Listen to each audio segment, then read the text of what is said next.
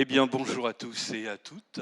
Merci de nous avoir rejoints pour cette table ronde dont le thème est « Comment l'aviation d'affaires peut-elle résoudre l'équation environnementale ?» Autour de moi, bien, plusieurs personnalités liées justement au secteur aérien. Évidemment, ça va être très sexiste, mais je vais commencer malgré tout par Margot Bedard, que je vais présenter. Vous êtes la directrice commerciale d'Embraer, le grand constructeur brésilien pour l'Europe de l'Ouest, du sud de l'Afrique. On va s'arrêter là peut-être. Et puis sinon, donc formation d'ingénieur, etc. Et puis là-dessus, passage un petit peu, si mes notes sont bonnes, quand même avant chez Dassault, Falcon Service, du Safran, une très bonne connaissance du monde aérien.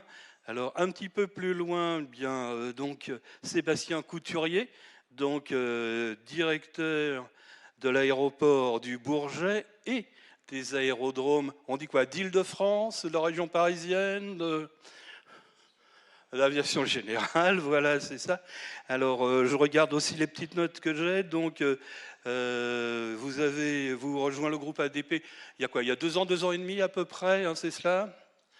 Un peu plus longtemps que ça. Ah bon? J'ai fait ma carrière chez ADP, donc j'ai pas mal navigué. Ah oui, non, c'est en fait le poste au Bourget depuis au Bourget, 2 ans. voilà, c'est ça, voilà, exactement.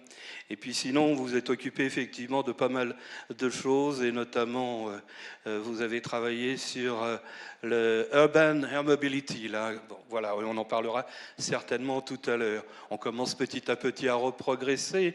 On arrive, et avec Jérôme. Oui, bonjour. Alors c'est Jérôme Duboucher, hein, c'est bien ça, cela. c'est bien ça. Alors je sais que c'est la passion peut-être de l'aviation qui vous a amené à perpétrer et à perpétuer plutôt une carrière de votre grand-père qui était pilote de chasse, c'est ça ? Exactement. J'ai grandi dans l'imaginaire véhiculé par mon grand-père et accompagné par mon père à faire des modèles d'avions toute ma jeunesse, à dessiner des avions dans les marges de mes cahiers. Alors il n'y a pas que les avions aussi, puisque vous avez fait un détour chez Vernon, et Vernon c'est plutôt les moteurs de fusée, donc là-dessus c'est plutôt les lanceurs. Tout à fait, je me suis spécialisé en aéronautique aérospatiale, et mon stage de fin d'études de mon école d'ingénieur, les arts et métiers, je l'ai fait à Vernon, sur les moteurs de fusée Ariane, exactement. Et alors là, actuellement, vous êtes le représentant en France de la société Transport et Environnement, qui est basée en Belgique, mais qui compte environ une centaine à peu près de personnes. Un peu plus, ouais. Un peu plus, 120, allez, on met 120. Mais non, c'est 130. Donc, 130. Donc c'est pas une société, c'est une ONG. Oui. C'est une ONG environnementale, effectivement basée à Bruxelles, qui a un rayonnement européen, qui a beaucoup travaillé depuis 30 ans auprès des institutions européennes sur tous les enjeux de décarbonation des transports en général, et en particulier de l'aviation. Voilà.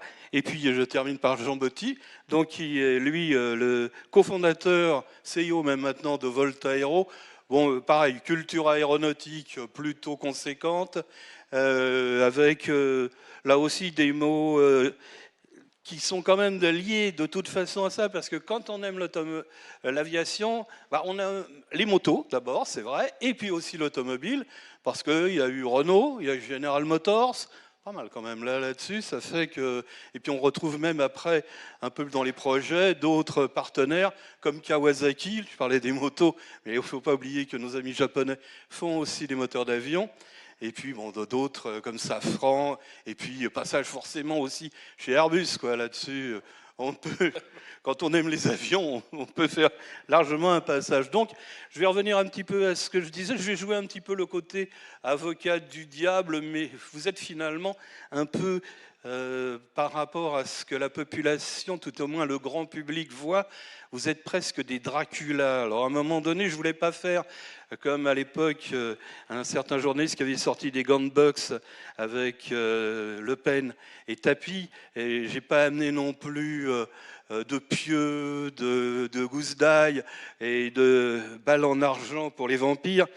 Mais c'est vrai que là-dessus, quand on regarde certaines choses et certains articles, on a l'impression qu'après l'aviation commerciale, qui a été largement attaquée, avec tout ce qu'on peut appeler comme, alors les termes c'est aérobashing, skybashing, qui nous vient pour une partie de Suède, avec notre amie Greta Thunberg.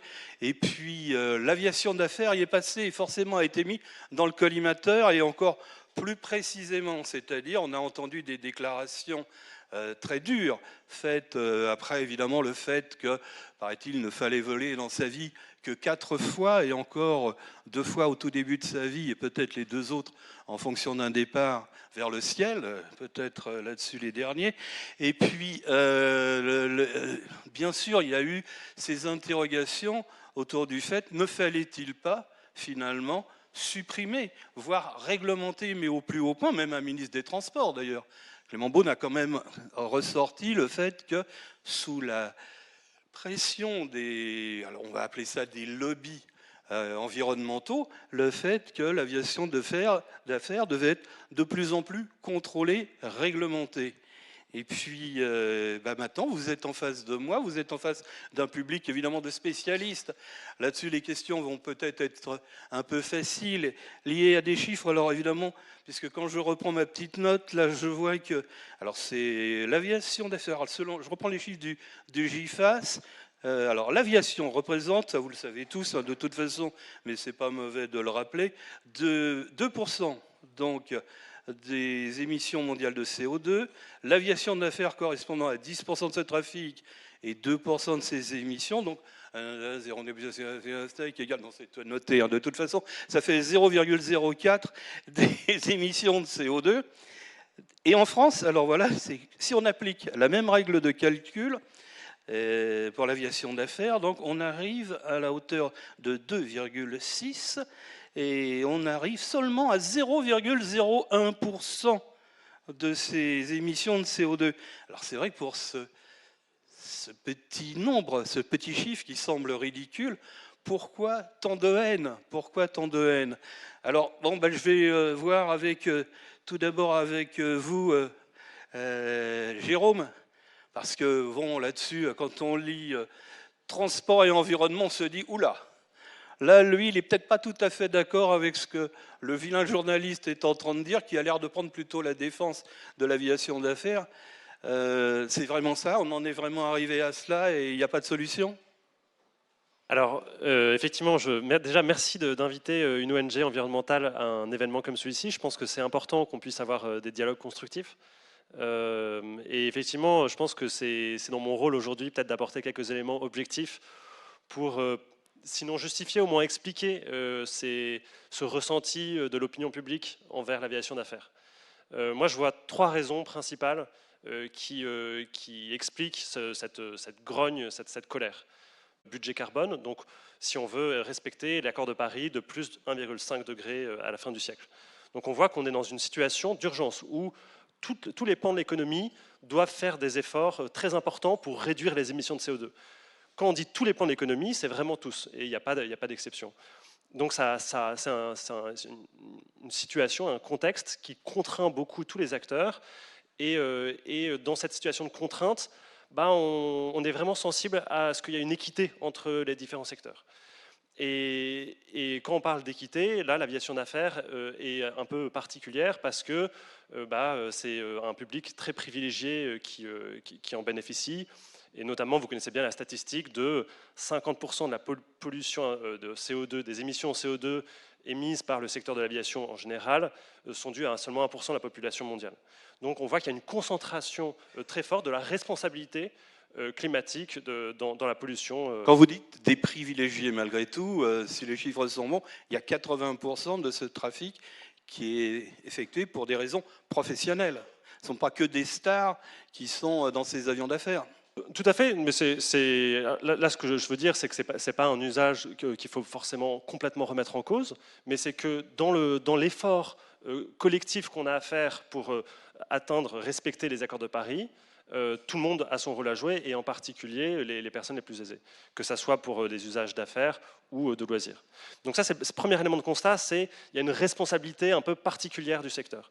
Le deuxième, c'est que c'est un moyen de transport qui est vraiment très polluant. C'est entre 5 et 14 fois plus polluant qu'un vol en aviation commerciale classique.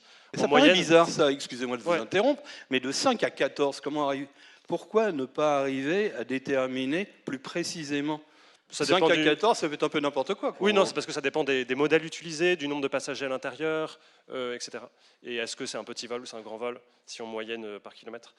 Mais peut-être pour donner un chiffre plus parlant, 1 heure de vol d'un jet privé, ça peut émettre jusqu'à 2 tonnes de CO2 dans l'atmosphère, là où un habitant moyen de l'Union européenne émet 8 tonnes en 1 an.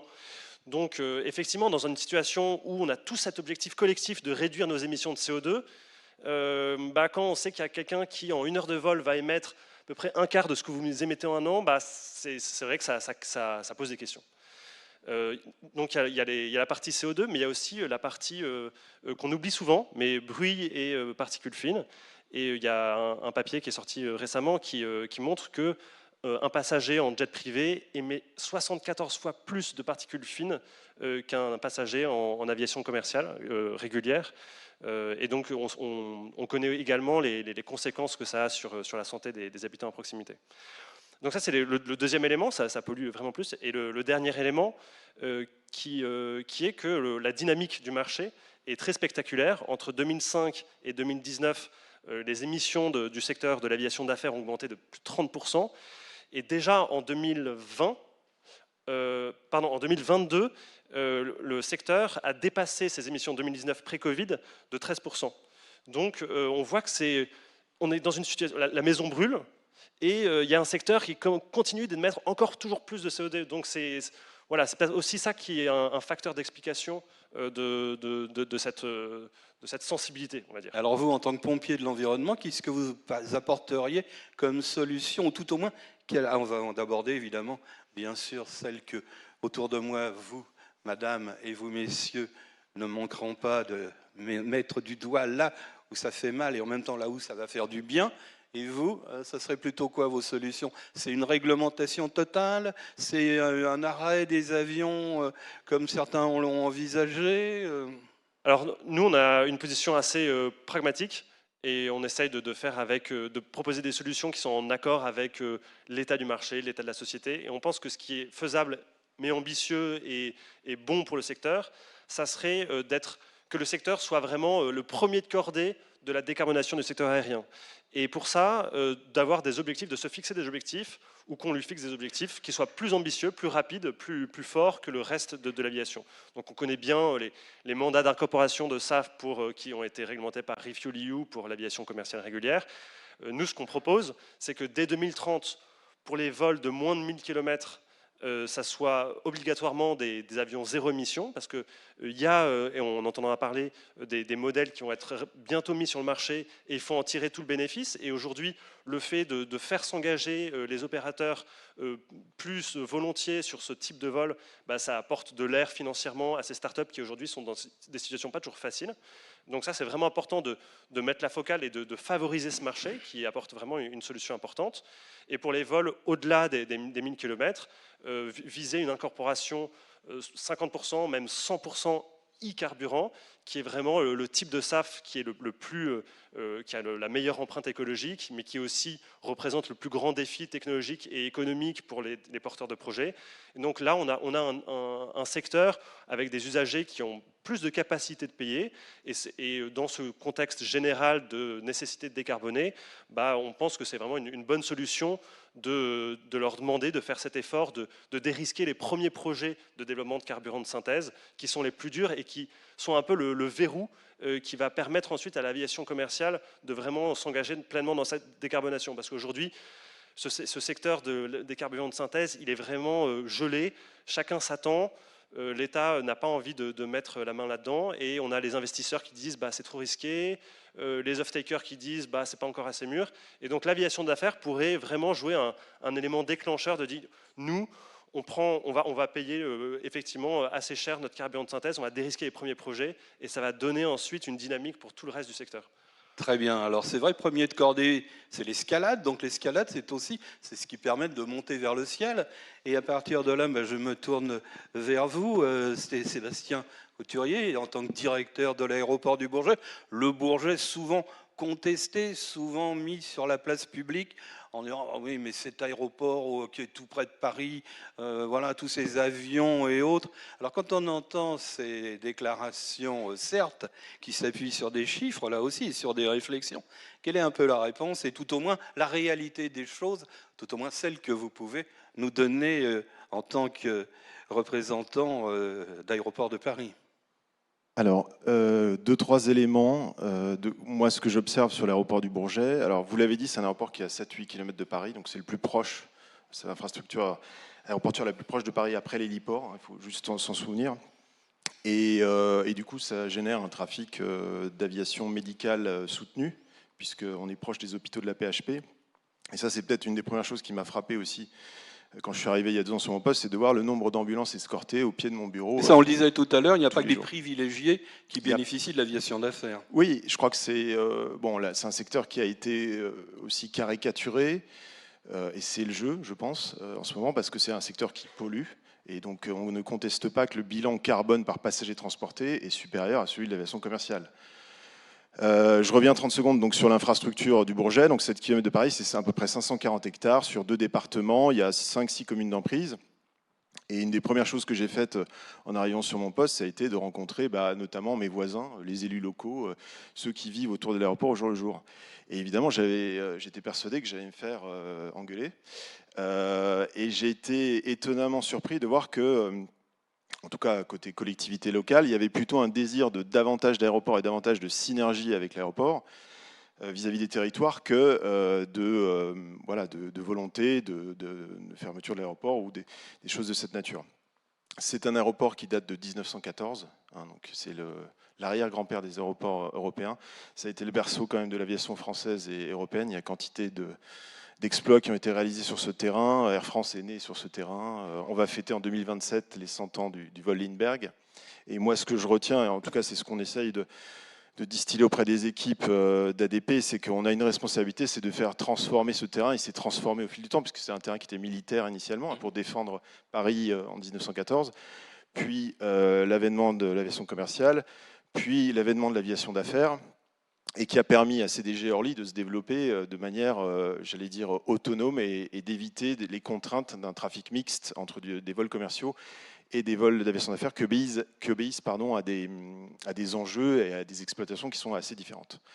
Donc, c'est aussi une infrastructure qui héberge 3500 emplois directs, il faut quand même le rappeler, 10 000 indirects, et qui héberge des centres de formation. C'est vrai que dans ce domaine, on oublie un petit peu justement ce nombre de personnes qui, directement ou indirectement, travaillent pour l'aérien.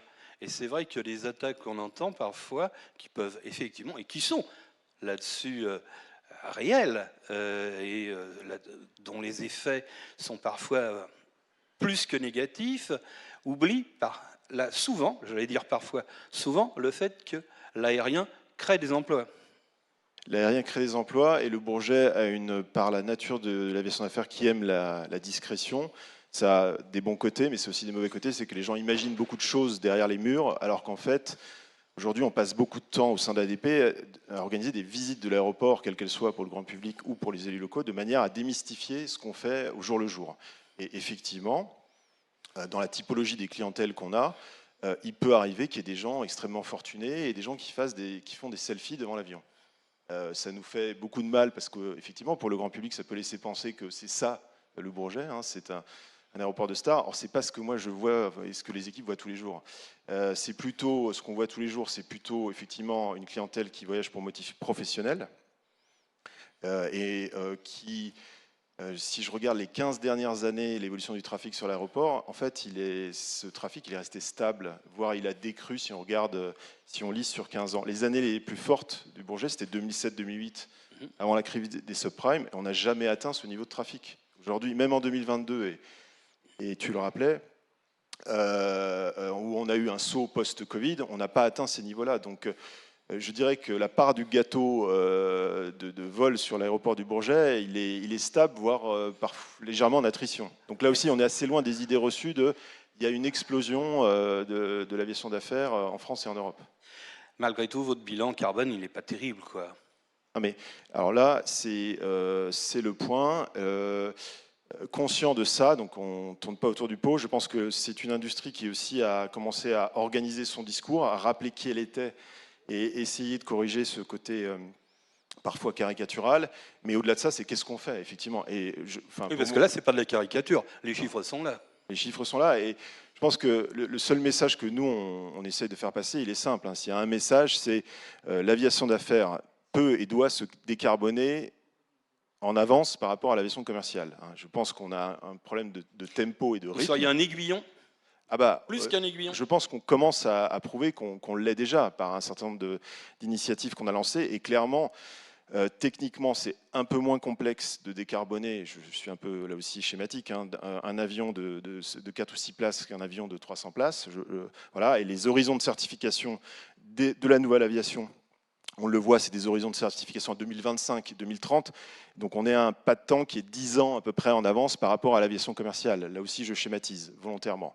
Donc nous, on a des leviers d'action, on l'a évoqué, c'est l'électrification des opérations au sol sur l'aéroport. Donc c'est 100% électrique. On a la chance d'être en France producteur d'électricité, électricité verte. Donc on peut électrifier l'ensemble des opérations et j'y reviendrai s'il faut donner des exemples. Deuxième levier, le SAF à court terme, on l'a évoqué. Donc là aussi, moi j'ai été agréablement surpris de voir un papier, un communiqué de presse de l'EBA Europe, qui est l'association des opérateurs d'aviation d'affaires en Europe, qui disait on pense, on recommande d'aller plus vite que le mandat Refuel EU en termes de taux d'incorporation. Donc on est exactement dans ce qui vient d'être dit, c'est qu'on doit être sur une cadence supérieure. Et enfin, le dernier levier, c'est les bonnes nouvelles qui arrivent avec des avions de nouvelle génération. Jean Botti présentera sa technologie, mais on voit bien que c'est sur ces segments 0-20 places, en gros, que la bascule va se faire dans les 10 années à venir. Alors évidemment, vous parliez d'électrification, vous en êtes où là actuellement? Parce qu'on sent bien que c'est une priorité. Le SAF, évidemment, ça on en parlera évidemment tous là-dessus. Le biocarburant reste l'un des remèdes, mais qui ne peut pas être seul. Et le SAF doit être composé pour le moment avec du kérosène, du jet à 1, et petit à petit, on arrivera peut-être à des pourcentages supérieurs, on le verra certainement avec vous. Juste pour le Bourget, je reprends sur l'électrification, puisqu'on sent que c'est un sujet que vous avez envie de développer. Vous en êtes où exactement? C'est quoi? C'est du tout, vous voudriez... Alors on parle bien du sol, hein, là-dessus, c'est pas l'avion en lui-même, avec évidemment le recours à l'électrique, que ce soit pour le décollage ou l'atterrissage, ou les freins électriques, enfin voilà, avec tous les systèmes qui sont maintenant installés sur les appareils de nouvelle génération. L'essentiel des émissions d'un aéroport, c'est effectivement l'activité airside, donc le côté piste, et les opérations au sol, et notamment les réacteurs utilisés quand il y a un avion est en escale qu'on appelle APU, Auxiliary Power Unit, et également tout ce qui est les engins autour des avions, qui sont aujourd'hui généralement de technologie diesel. Bon. Donc ce qu'on a fait, c'est qu'on a lancé une expérimentation et en mettant à disposition toute une flotte d'équipements électriques pour traiter un avion au sol. Donc l'idée, c'est que l'aéroport soit un laboratoire. On met à disposition ce laboratoire, on met à disposition des équipements et on laisse les opérateurs tester ces équipements. Parce qu'il y a beaucoup d'idées reçues sur l'électrique, comme dans les voitures, chacun a un peu son idée sur ça marche pas, c'est autonome, c'est pas assez autonome. Donc nous on est là pour essayer de prouver sur le terrain ce qu'on peut faire avec ces équipements électriques. Et la bonne nouvelle, c'était que les 7 opérateurs qui sont présents, les 7 dits FBO sur l'aéroport qui gère des terminaux privatifs, ont pu les tester et les retours ont été unanimes. Unanimes au sens où, l'ensemble des équipements sont électrifiables et ce n'est pas des équipements innovants, c'est des équipements qui sont sur étagère. 2, ça fonctionne. Et 3, surtout, ce qui était intéressant, c'est que les salariés qui travaillent côté piste, ils adoptent l'électrique parce que c'est beaucoup plus confortable de travailler avec un camion avitailleur qui est électrique, avec un camion avitailleur diesel, avec une pompe qui fait un bruit pas possible, avec les effluves de carburant en plus dans le nez, etc. Donc il y a vraiment un taux d'adoption qui est intéressant. Et donc de cette expérimentation-là, on s'est dit mais il faut qu'on aille plus loin. Donc une fois qu'on on électrifie les opérations autour d'un avion, on essaye de tracter l'avion jusqu'au seuil de piste de manière électrique, de manière à ce qu'il allume ses réacteurs au dernier moment. Et ça, on a lancé aussi une initiative avec Dassault et la compagnie Amelia il y a quelques mois, et on a démontré que là aussi, avec des équipements de push, des avions standards, on savait le faire. Après, l'enjeu maintenant, ça va être le passage à l'échelle. Donc c'est des expérimentations probantes, mais c'est pas un... Il y a un calendrier éventuel? Oui, alors Alors, il y a le calendrier officiel, et puis il y a ce que j'aimerais faire dans ma tête, mais bon, Selon les raisonnablement, syndicats et selon la police, c'est voilà, non, mais raisonnablement, on peut espérer qu'à un horizon de 2 à 3 ans, donc je ne parle pas de 5 à 10 ans, de 2 à 3 ans, on ait électrifié l'ensemble des équipements côté piste. Le résiduel sera traité par du biodiesel, hein, pour les véhicules qui ne peuvent pas être électrifiés. Et qu'on ait réussi, notamment aux arrivées, parce que c'est un peu moins compliqué qu'au départ, à organiser un tractage électrique des avions depuis la piste jusqu'à leur point de parking, de stationnement. Et juste un chiffre, il y a 2 ans et demi, on était à un taux d'électrification autour de 15-20% sur les équipements côté piste. Il y en a à peu près 200 au Bourget, répartis entre les opérateurs.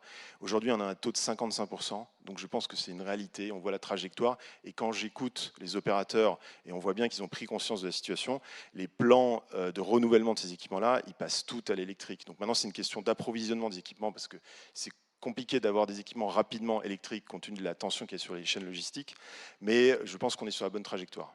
Alors, bonne trajectoire, et aussi, pour permettre ces trajectoires, il faut du carburant. Vous avez des accords un peu particuliers avec les pétroliers, liés au SAF évidemment. Alors ces fameux agrocarburants, un petit peu mis, alors j'allais dire à toutes les sauces, mais qui arrivent des algues, de certaines plantes, de un petit peu tout, des résidus, des déchets et autres. Là-dessus, vous en êtes où, vous, sur le Bourget, avec peut-être des accords privilégiés peut-être. L'objectif, je rejoins le fait qu'il faut être très concret. Donc, on essaie de se mettre à la pointe de ce qui est utilisable aujourd'hui. Ça veut dire concrètement que les 3 pétroliers qui délivrent du carburant sur l'aéroport ont une offre de biocarburant, de Sustainable Aviation Fuel, à des taux d'incorporation qui sont aujourd'hui de 35%, mais c'est le maximum qu'on peut commercialiser aujourd'hui. Parce qu'après, vous avez des sujets, je ne vais pas rentrer dans la technique, mais de certification, d'aromatique, etc., qui font que même le 50%, il faut encore un tout petit peu de temps avant de pouvoir obtenir du 50%. Donc l'objectif, c'était du SAF physique avec des cuves dédiées sur la plateforme, donc on peut les voir, et en même temps, la logique book and claim qui est réservée des volumes de SAF, sans forcément que ce soit l'avion lambda qui est sur la plateforme, qui soit l'avion qui va brûler le SAF. Donc on a les 2 formules possibles.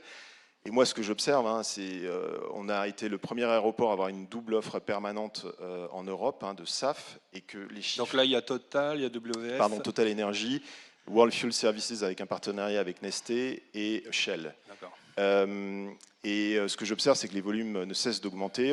On a commencé en juin 2021 avec 500 000 litres. On a terminé 2023 avec 3,2 millions de litres. Et le début de l'année montre qu'on est encore sur cette tendance haussière. Donc, est-ce que ça va suffisamment vite? Est-ce que je ne sais pas exactement répondre à la question. En tout cas, ça augmente, et ça augmente significativement. Et le delta, je terminerai par là, de prix entre 1 litre de jet A1 standard kérosène et le SAF incorporé à 35%, est quand même en train de se réduire. Et on n'est pas sur des échelles de 3 à 4, comme j'ai pu entendre tout à l'heure sur notre table ronde. Premier de cordée. On parle des échelles, on arrive petit à petit à se regrouper, et donc on va partir au Brésil, peut-être, non, on va tout au moins nos amis d'Embraer, parce qu'évidemment, là aussi, un constructeur d'avion doit entendre le message qui passe en disant, alors je vais être un peu sévère, mais il y a eu l'avion, ça pue, ça tue, ça pollue, et ça rend... Bon, certains précisaient, ça rend con, mais ça c'était l'armée au départ qui était dans cette petite, ces attaques un peu directes. Chez Embraer, on travaille comment là-dessus? On en est où justement à travers le fait de répondre à ces questions environnementales? Alors oui, tout à fait. Nous, en tant que constructeurs, en fait, on a le devoir de créer les avions de demain, de penser les avions de demain, et aussi d'améliorer notre flotte actuelle pour les rendre en fait beaucoup plus efficient en termes de consommation de fuel. Donc effectivement, on va travailler avec les technologies actuelles qui sont développées sur et les motoristes, notamment sur la performance en fait des avions.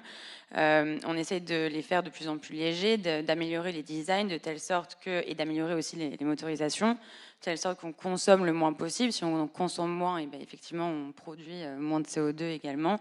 Sachant que voilà, dans un vol, la phase la plus délicate en termes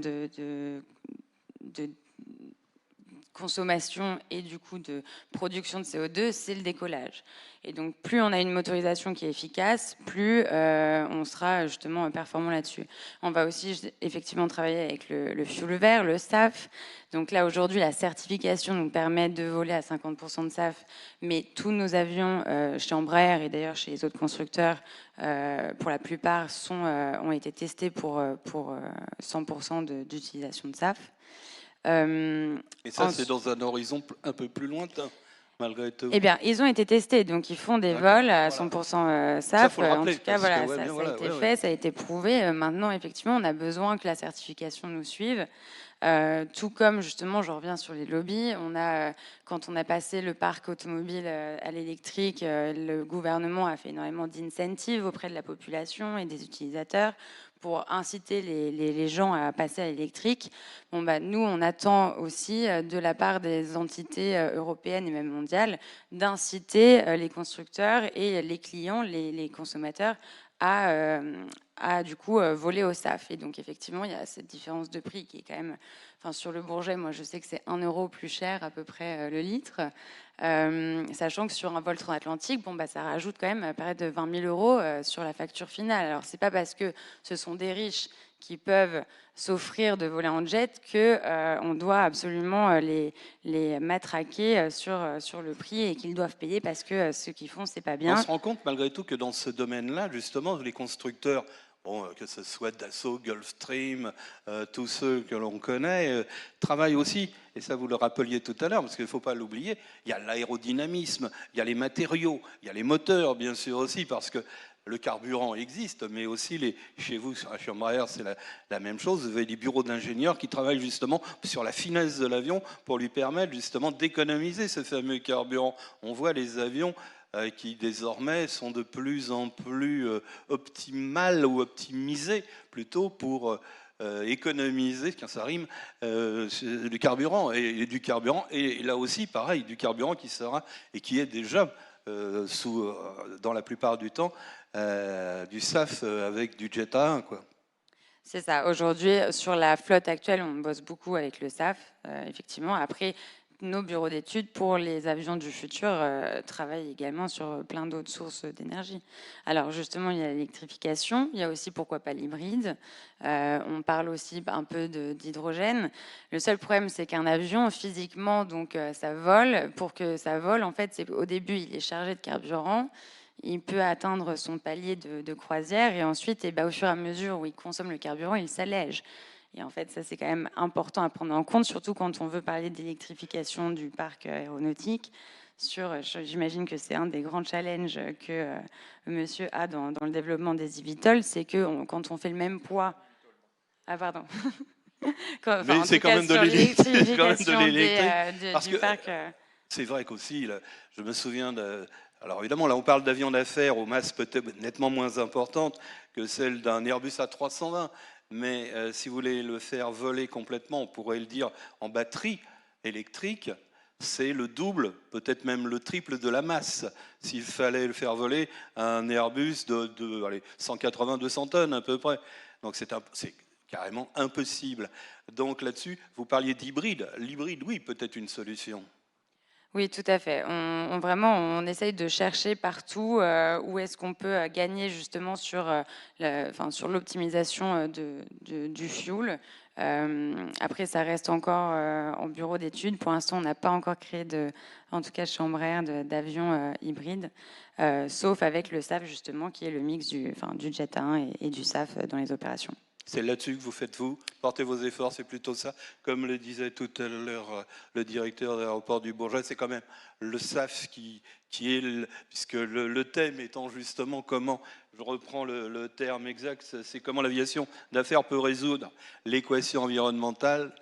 Le SAF est vraiment l'une des solutions avancées. À court terme. Je l'entends aussi pour 2040. Juste avant de passer la parole à Jean, oui, pour sur vous. court terme, sur le net carbone qu'on vise pour 2040, on privilégie nos opérations qui seront majoritairement au SAF, tout en faisant évidemment beaucoup de recherches sur des énergies vertes que l'on puisse trouver en grande quantité dans le monde entier.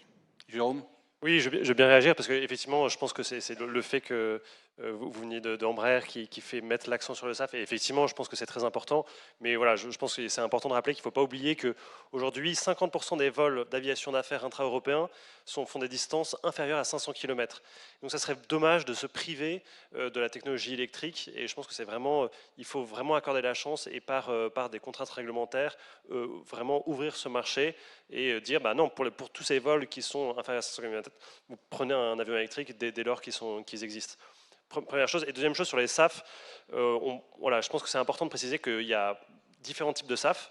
Aujourd'hui, c'est principalement des biocarburants fabriqués à partir d'huile de cuisson usagée ou de graisse animale, dont les impacts environnementaux posent question, et notamment sur les huiles de cuisson usagées, avec des soupçons de fraude à l'importation. Ça serait peut-être de l'huile de palme vierge, et on sait quelles conséquences ça a sur la déforestation. Donc c'est là aussi, une fois encore, où l'aviation d'affaires peut jouer un rôle un peu pionnier et montrer l'exemple en investissant dans le bon type de SAF, le SAF du futur, qui sera le carburant de synthèse fabriqué. En respectant la nature. Alors, les carburants de synthèse, ça a aussi un impact environnemental. On consomme de l'eau, de l'électricité renouvelable ou bas carbone. Donc, c'est pas la solution magique, mais c'est la meilleure des solutions. Et donc, il faut que, voilà, comme on doit montrer l'exemple, il y a plus de capacité d'acheter. C'est important que ça soit ce type de SAF qui soit privilégié. Alors, vous avez prononcé le mot, hein, aussi de tous côtés. On entend électricité, la fée électricité. Donc, l'électrique, Jean Botti, donc patron de Voltaero, ça veut tout dire quand on dit Voltaero. Vous aussi, là-dessus, avec votre expérience, vous vous êtes rendu compte que l'électrique, alors peut-être pas tout l'électrique dans un avion, j'en parlais tout à l'heure avec les problèmes de batterie, mais c'est là peut-être la solution qui va permettre que l'aviation d'affaires redevienne, je ne vais pas dire fréquentable, mais tout au moins acceptable. Oui, enfin, nous, d'abord, notre avion, il est hybride. Hein. Monsieur parlait de 500 km. Il est hors de question de faire 500 km aujourd'hui et sur des batteries, hein, pour un avion. C'est pas comme une automobile. En automobile, on doit défier la résistance au roulement. Dans l'aviation, il faut défier la gravité. Donc ça change tout, déjà. Ça, c'est le fait d'être passé chez les constructeurs automobiles qui vous ont apporté cette certitude. Alors, je vais vous le dire clairement, j'ai été un des jeunes ingénieurs à travailler sur l'EV1 de General Motors, qui était la première voiture électrique qui était produite aux États-Unis, qu'on n'a jamais pu vendre parce qu'à l'époque, le fuel était à 50 centimes du gallon, hein, des 4 litres. Donc on la louait, mais j'ai participé à ça. J'étais un des pionniers avec d'autres gens de la General Motors pour développer ça. Donc, et à l'époque, les batteries, c'était des batteries acide plomb, hein, qu'on avait. Après, on est passé avec d'autres batteries, nickel, métal, hydrure. Et ensuite, aujourd'hui, on en est au lithium-ion, au lithium polymère, etc. Ce que je veux dire par là, c'est que l'état de la technologie, l'état de l'art aujourd'hui, ne vous autorise pas à faire des vols, même avec un avion qui n'est pas un eVTOL. C'est pour ça que je voulais le dire, parce que l'eVTOL consomme énormément de batteries au décollage et à l'atterrissage. C'est-à-dire, on fatigue énormément les batteries, ce qui fait qu'on a un taux de rotation, de changement des batteries qui est très important. Nous, on a choisi définitivement l'aile fixe, parce qu'on a la résistance, enfin la portance de l'air qui nous aide énormément. Mais malgré ça, si on arrive à faire une centaine, 100, 120 km, on sera très content, en tout électrique. Alors nous, quand on a fait cet avion... C'est-à-dire quoi? Le décollage? Décollage, atterrissage et une partie en hybridation, ou en tout électrique, une partie. Et c'est pour ça qu'on a une aérodynamique qui est 50% plus efficace que ce qui existe aujourd'hui, hein, dans le monde. Je parle de l'aviation là vraiment générale, hein. Je ne parle pas de Embraer qui est déjà dans une catégorie au-dessus. Là, je parle vraiment d'aviation d'affaires de 6 à 9 personnes. Voilà, c'est de ça qu'on parle. Et donc, à partir de là, nous, on n'a pas pensé qu'au CO2. On a aussi pensé à la pollution sonore. Aujourd'hui, décoller en électrique, atterrir en électrique, faire des opérations de jour et de nuit sans disrupter l'environnement, c'est quand même très important aussi. Et donc, vous voyez, c'est une combinaison qu'on a essayé de faire. Et il est clair que pour des vols aujourd'hui de 500-600 km, il faut passer à l'hybride. Alors, maintenant, on parle des fuels. On essaie toujours d'opposer, hein. Il y a toujours la bonne et la mauvaise idée. On essaie de poser le SAF, on essaie de poser l'hydrogène, etc. On reviendra sur l'hydrogène pour on savoir pourra en venir. ce que vous en pensez tous les quatre. Oui, bien sûr, on pourra y venir.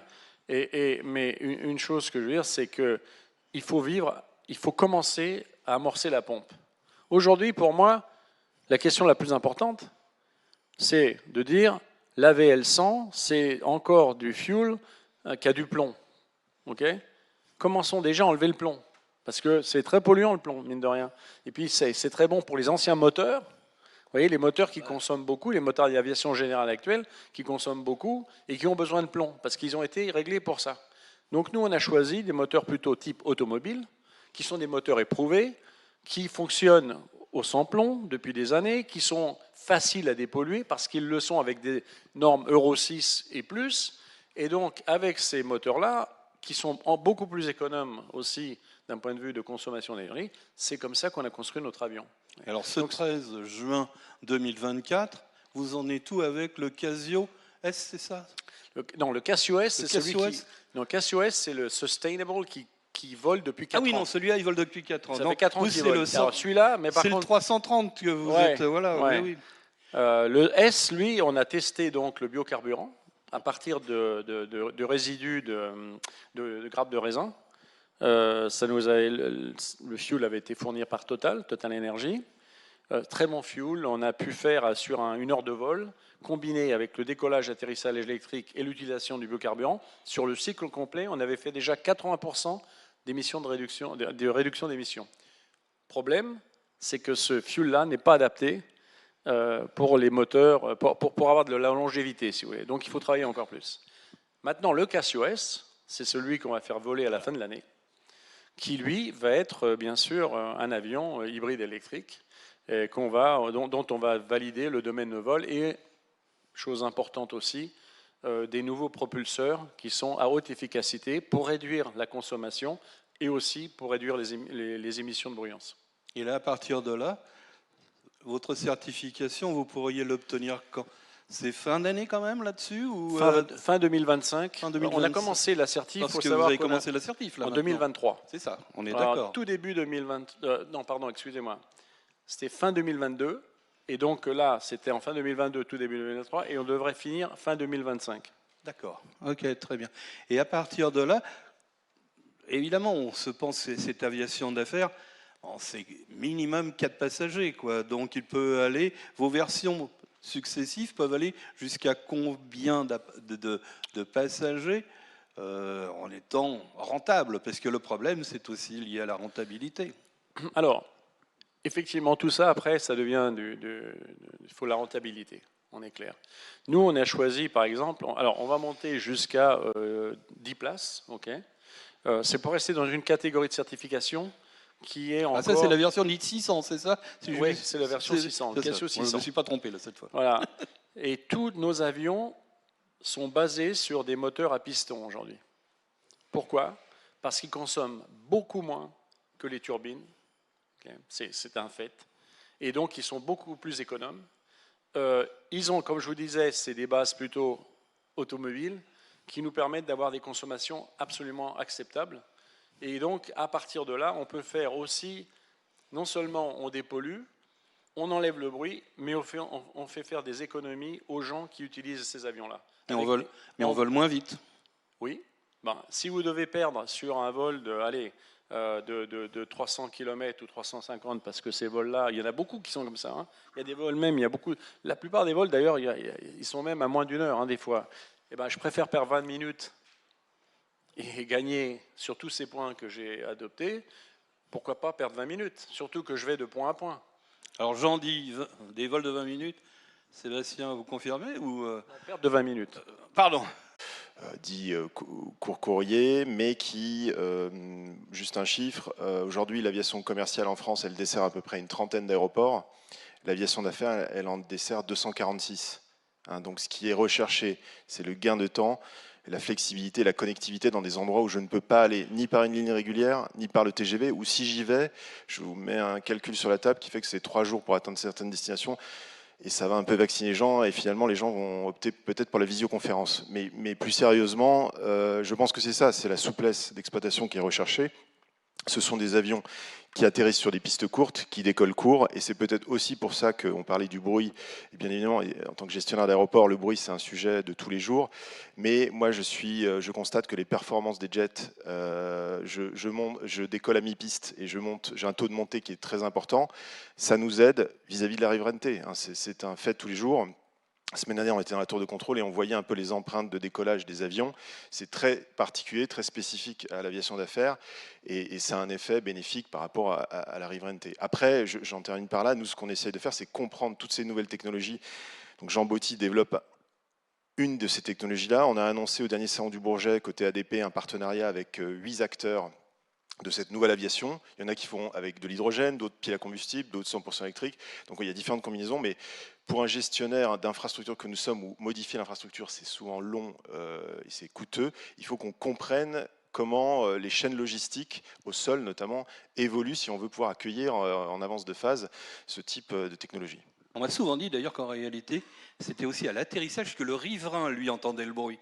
Parce que lui, à partir du moment où les trains d'atterrissage sortent, ce bruit est un bruit étrange et qui, alors pour nous, peut-être paraît naturel, pour le riverain qui, lui, l'entend tous les jours, est terriblement perturbant. Ça vous confirmez ou... Oui, alors il y a beaucoup d'études sur le sujet. Alors moi, mes collègues de Charles de Gaulle et d'Orly vous en parleraient mieux que moi parce qu'il y a des projets avec la Direction générale de l'aviation civile, d'évolution des trajectoires d'approche, des descentes continues pour limiter justement ces impacts-là.